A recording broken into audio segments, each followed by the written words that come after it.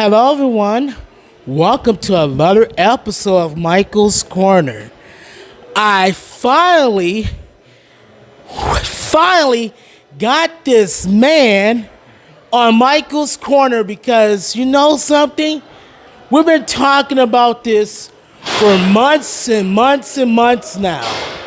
Finally, it's happening. David Ali, how you doing, my man?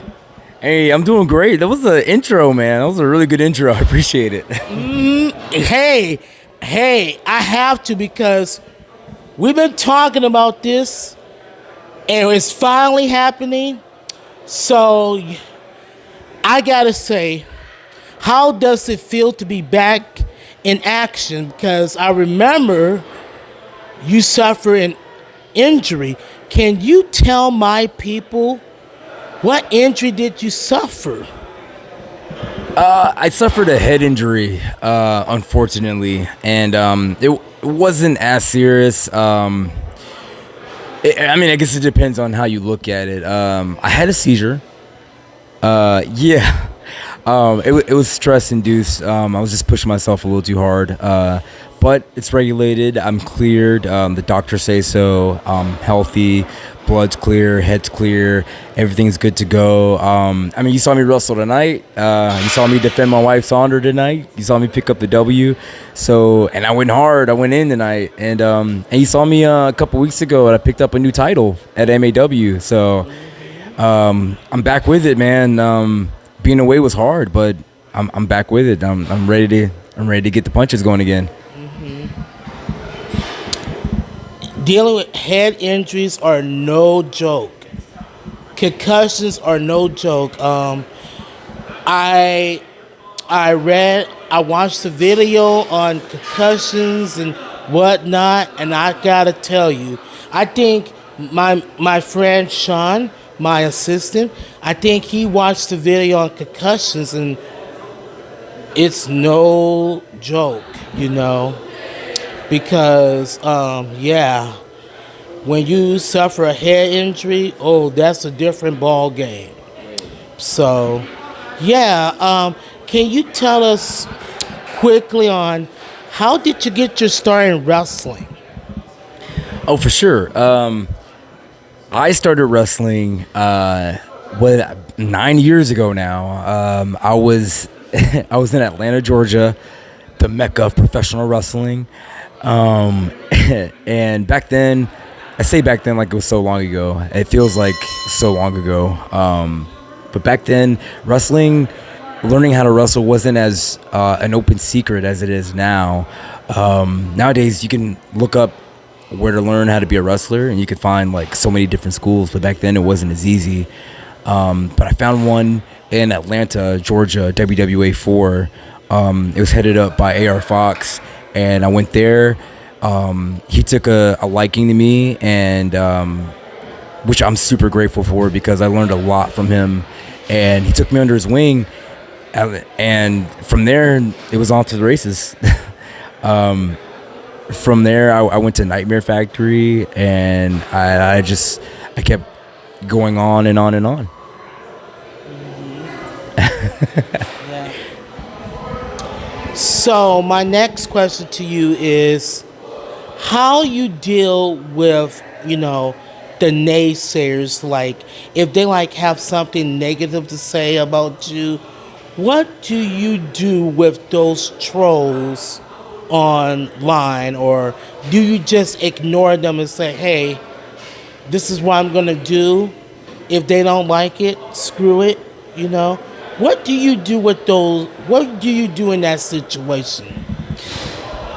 That's a good question. I have a lot of friends who are at a higher level of wrestling, and they're on social media, and they have to deal with a lot of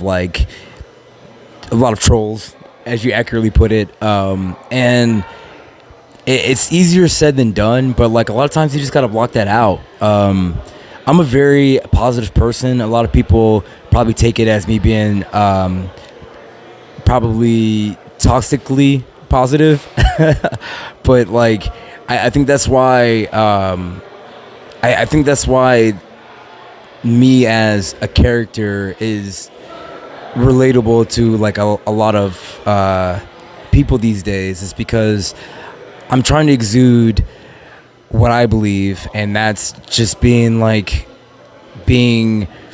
what's the word I'm looking for? Optimistic. Optimistic. Yes, optimism is key. Like if you're not optimistic about anything, then you're probably always worried about everything. And once you're worried about everything, then that's all you're doing is just being worried. And then you don't have time to do things. You don't have time to progress. You don't have time to move forward. And optimism, it always starts there for me, at least. You know, so just like the injury, for example.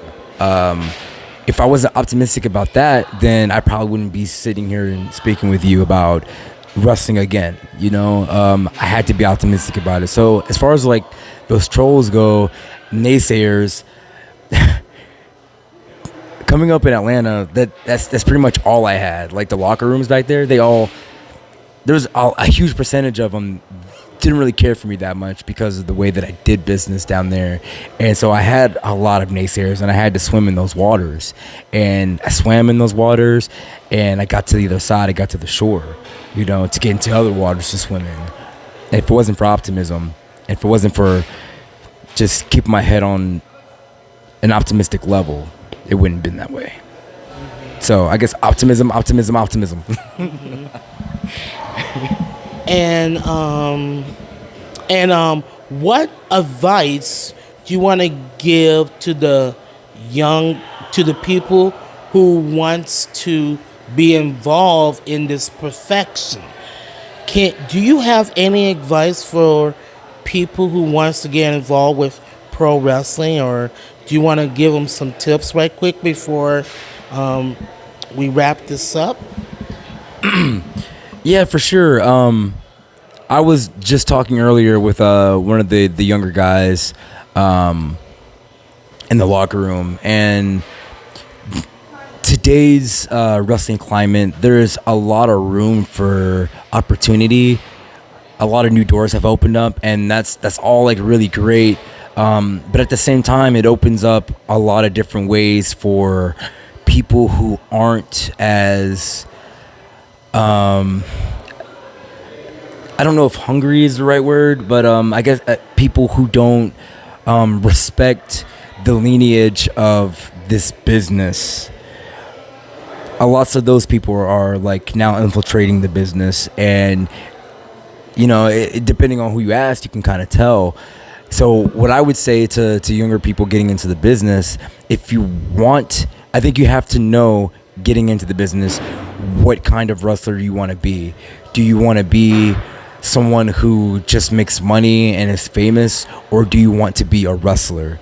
You know, like I want to be a wrestler. Like if I make money and if I'm famous because of it, those are all perks. But at the end of the day, the David Ali brand, I want it to be known for the respect of the game, respect of wrestling, you know? And for it to thrive, for it to survive, you have to respect what we're doing, where it came from, and where it needs to go.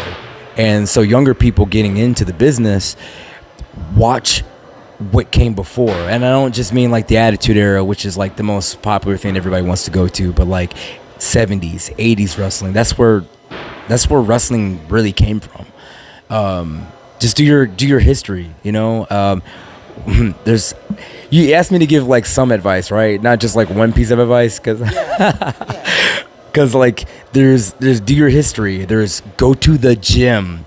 That's one thing lots of people don't want to do because it's hard. I don't want to say don't want to do, but like it seems like it's lacking as far as like what people are telling other people what to do. But the gym is important, the physique, in my opinion, and just committing to what we're doing. Like when Eric Fox was training us, he would always tell us to be successful in this, you have to be somewhat obsessed with it. And that's 110% true in my opinion. Like the most people, or the people who are the most successful at this, the people who make the most money at this and are respected, not just for making money or like for getting the biggest paycheck in the locker room, but the people who are respected, who will go down in history, who are legends, who paved the way, who are somebody that are generational, those guys respect the business, and they commit and they are obsessed with what they're doing. And you have to be that to be successful. I'm going to steal a line from what Chris Van Leek always says during his interviews. But before we go, I got to ask this question. What are some of the things that you are thankful for, I should say? I'm the first thing I should say that I'm thankful for is my wife, Heather Monroe. Without her, I don't know if I would have made it this far. And without her, I don't know if I would be this happy. So I gotta. Let me interrupt. Okay. We gotta get Heather Monroe on Michael's Corner. Ooh, we gotta set that up because I bet she's gonna watch this. It's like, oh my God, I gotta be on the show. So you gotta. Has she never been? No. So. Okay. Yeah, I'll get that fixed. That fixed. Continue. I'm also thankful for fans. I'm 110% thankful, especially like a night like tonight where like you don't really know like what you're walking into, or like the travel could be like really bad, and then you get there and then like you're not really sure like how you're going to be received, and then the fans are just like so grateful that you came, that you put in whatever work you put in to make them happy, or they didn't waste $1 or waste their time like coming to see you. And I'm thankful for my health.